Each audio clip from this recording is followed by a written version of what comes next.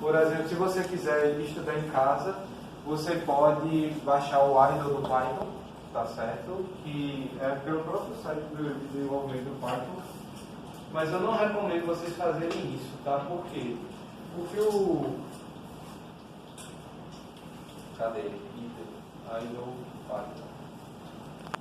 Ele é bem chato de ser usado. Provavelmente quando você vai instalar e tentar usar ele, ele vai dar erro. Por quê? Porque você tem que configurar as variáveis de ambiente dele. O que é bem chato, tá? Então, logo de cara eu criei assim, não. Aí, um que eu acho que gostei muito é esse Anaconda aqui, ó. Então, vou ler Anaconda. E aqui, ó, você tem um pacotão de muita coisa de uma vez e as variáveis de ambiente dele já estão instaladas. Então, se você tiver que instalar alguma coisa para estudar em casa, eu recomendo que você instale esse, tá certo? Inclusive você vai usar o Spider, tá? Quando você vai instalar uma Anaconda, você procura, vai aqui na barra de pesquisa e vai digitar Spider, tá? E ele vai procurar o Spider, mas aqui não está instalado, tá certo? E aí você vai usar o Spider como compilador. Então, existem outros, tá? Como por exemplo, o Visual Code Studio. Não sei se é só. Boa noite. Aí você tem o Visual Code Studio, tá certo? O Visual Code Studio é uma opção bacana, tá? Aí você me diz, professor, mas eu não tenho um computador em casa, como é que eu faço para fazer o exercício? Tem problema não, você tem o PyDroid 3 Mobile, tá? Ou seja, você vem aqui ó, na Play Store,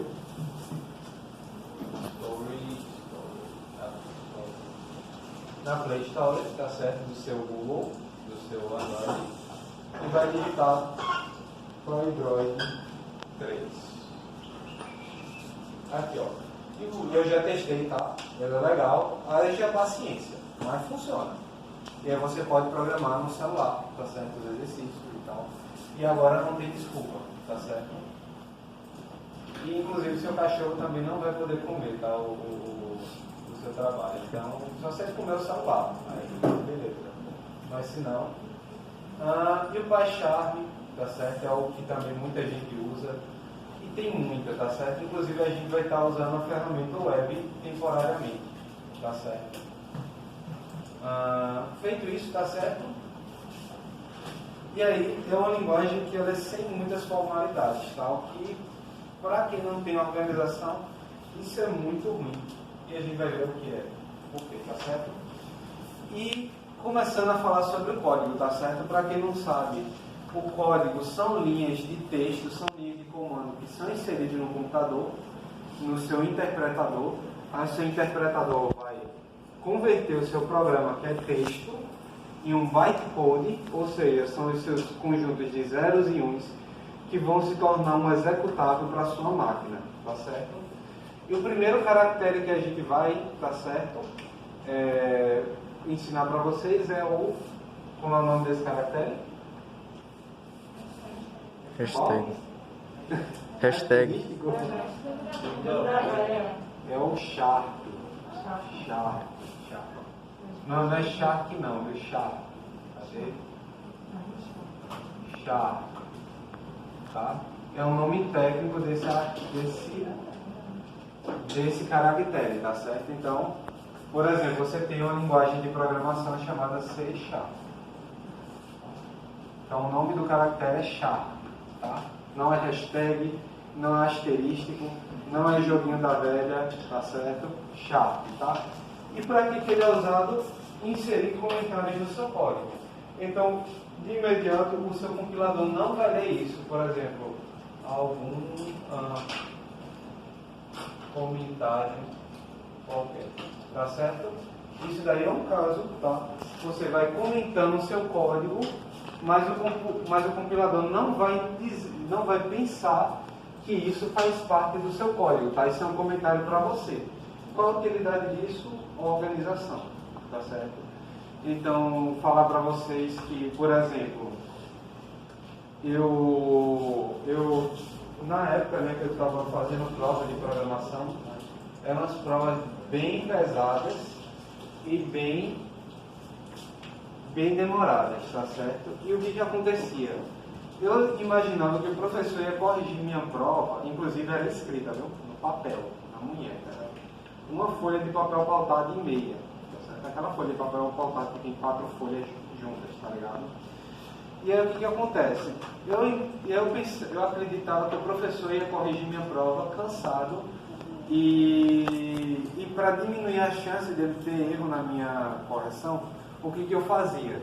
Eu pegava, para cada linha de código que eu fazia um comentário, tá entendendo? Tipo, aqui eu estou tentando fazer isso, aqui eu estou tentando fazer isso. Em resumo da obra, ele entendia tranquilamente o conteúdo da minha prova. Muita gente recebia uma prova com um trecho do código com interrogação assim, ó, que o cara não entendeu o que ele tinha feito. Isso não aconteceu comigo, tá certo?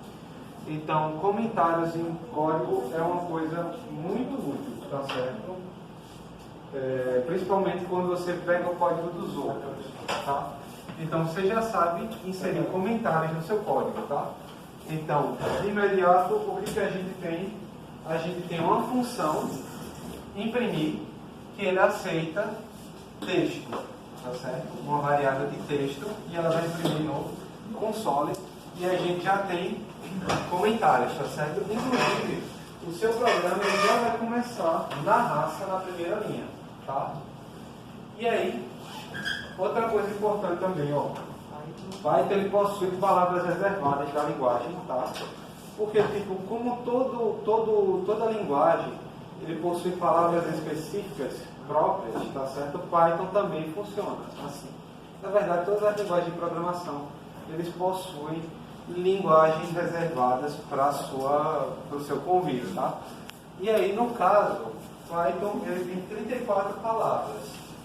E uma última coisa sobre compilação, tá certo? É que ele é um processo bem mais complexo do que parece. Para vocês terem noção, eu paguei uma disciplina inteira só sobre compilação. Chato, velho, é pesado, é uma disciplina bem chatinha, mas não é o fim do mundo, tá? E aqui a gente já vai partir já para como a gente vai usar o compilador, tá certo? Existem duas formas de usar o compilador. A primeira é com modo interativo, e aí, por exemplo, você vai digitar linha de comando a linha de comando, tá certo? Por exemplo, print hello world. Pronto. E aqui, ó, você vai executar e não vai funcionar. Porque deveria funcionar, mas não funciona, tá certo? Mas os compiladores de Python, você pode sair executando linha a linha no seu código, tá certo? Bem tranquilamente. Isso é útil para que você teste onde é que está o erro. Se você vai compilar, ele corta um erro, você não sabe o que está acontecendo, você vai executando linha a linha, tá? E tem o modo script, tá? O modo script é esse modo aqui, que você sai digitando as coisas. Por exemplo, A vai receber 2, print, A, tá certo? Aí você vai executa, aí ele vai executar, faltou um, tirar um expected token. Não, tá certo? Eu acho que não, é porque aqui eu declarei uma variável. Deixa eu dar um espaço aqui. Às vezes esse bicho dá na linha 2. Vai receber 2. Não, tá certo, certinho. Enfim, agora eu encasquetei. Deixa eu ver aqui. Vai receber 2. Agora vai. Opa, vai carregar lá o. Pronto, carrega, que pode ter sido algum. Cadê? Algo vai receber 2, 20, algo. E agora vai. Por algum motivo ele. Tá certo? Aí, ó, aqui não entra aspas, porque aqui não é texto, é a variável que eu estou trazendo. Tá certo? E aqui voltando, tá certo? Então vamos trabalhar usando o modo script. Tá certo? E aqui a gente já vai falando sobre as nossas variáveis, tá certo? Que são chamados de built-ins, ou são os tijolinhos da nossa construção, tá certo? Uma coisa importante que vocês precisam saber é que as variáveis correspondem ao espaço de memória onde o dado está armazenado, tá certo? E para que você manipule esses dados, você tem que chamar aqueles dados através de uma etiqueta. Essa etiqueta vai ser o nome da variável, tá certo? Não só é importante que você saiba o nome, mas que tipo de variável você vai estar tratando, tá? Então a gente tem variáveis de entrada, saída, parâmetros são entradas de função. E você tem constantes, que é incrível que pareça, em programação, constantes também são variáveis, porque elas são manipuladas como um, tá certo? A questão é que uma vez que a constante assume o valor, ela não muda durante o seu código. Mesmo que você queira, ela não muda, tá certo? Python é sensitive case, tá certo? O que isso quer dizer? Se você chamar uma variável nome e depois tentar imprimir nome com N maiúsculo, vai dar erro, porque ele diferencia letras maiúsculas de minúsculas. Então, aqui é uma coisa e aqui é outra coisa. Tá certo? Se liga nisso aí, que isso é um erro bem comum, tá? Principalmente no início. Outra coisa, tá? E aí você tem tipos de variável, tá certo? Então vocês observaram que a gente já está tratando com conceitos bem mais abstratos do que só números. Então, por exemplo, você pode ter texto na sua variável. Vamos chamar esses textos de strings, tá certo? E a gente tem a função de conversão de string. Temos inteiros, reais e lógicos, que são números ou valores booleanos, que se resumem em dois, está verdadeiro ou falso, tá certo?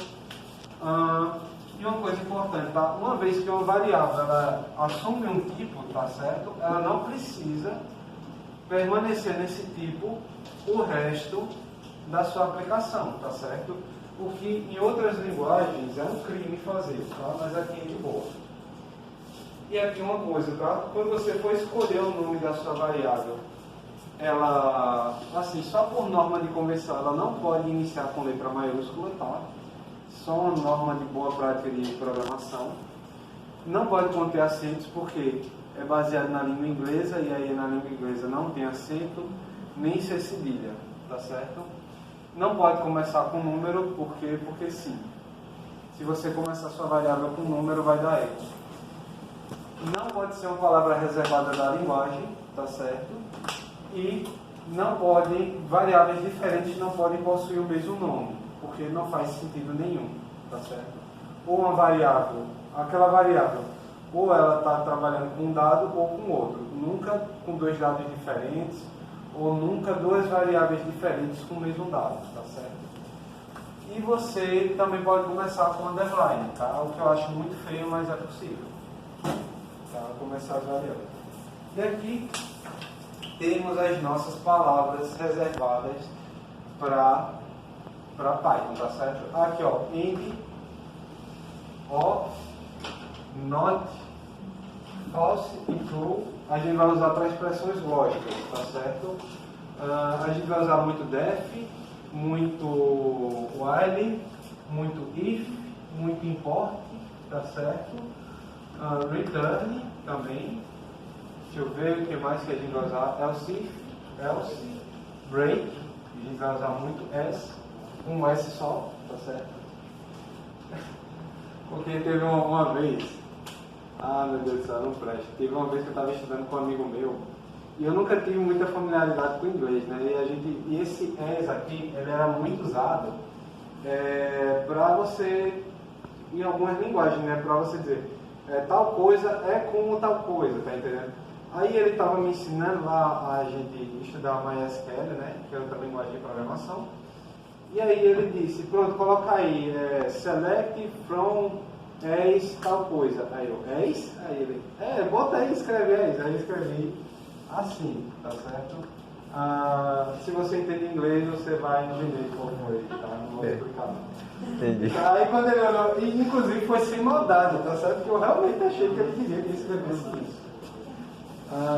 E aí? Então, vida que segue, tá certo? Então, inicialmente vamos executar esse código aqui, tá certo? Podem executar, tá? Vamos lá?